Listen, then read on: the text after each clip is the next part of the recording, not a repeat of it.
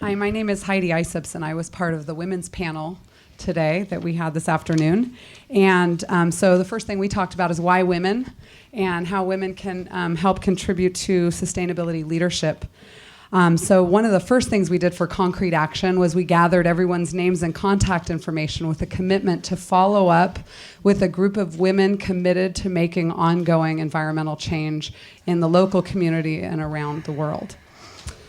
So with that, though, I want to talk about some very concrete things that bubbled up from our discussion about what it means to be sustainable and make real change. So the first thing that came up, and it came up more than once, was the idea of organizing school children, both in activities and learning within the schools, but also in things they can do outside, like cleanups that can be exciting for them and be concrete change, really have an impact.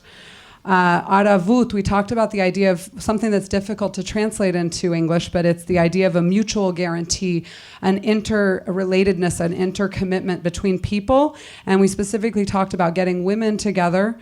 And we also had men in our group, and men who to have roundtables, huge bait, the idea of a women at the well, to gather together and continue to create solidarity around these issues.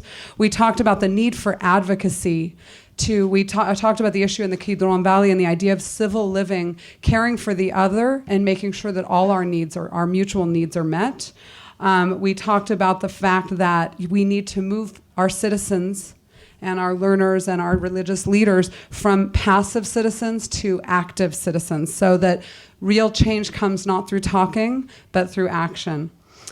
We had a wonderful concept brought up by one of our women, which is the idea of start right where you are. Start in your workplace, in your community, in your home. And those people that you touch around you, you can have a humongous impact by just helping to turn off the lights and do the things in your place of work, in your home, that can start to be a ripple in the pond that really has an impact.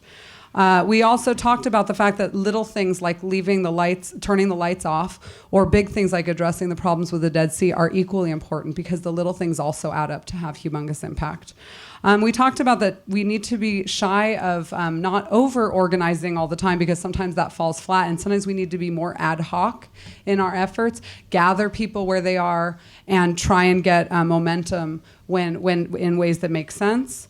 Another thing we talked about is to really combat consumerism and to just say no to it. So we've often heard the terms to reduce our consuming, to reuse things we buy, and to recycle them. But we also talked about the idea of refusing to do it in the first place, especially when the things are plastic or come from slave labor, et cetera, to really reduce, to refuse to engage in it. Then we talked about reducing traffic in the city. We talked about composting in every building and engaging someone from the Vad Bite to help with that. And we talked about the need for women's voices, finally, to be heard in both political circles and in business, to reach out to those communities that have so much of an impact on what we do going forward. And with that, I will close. Thank you very much.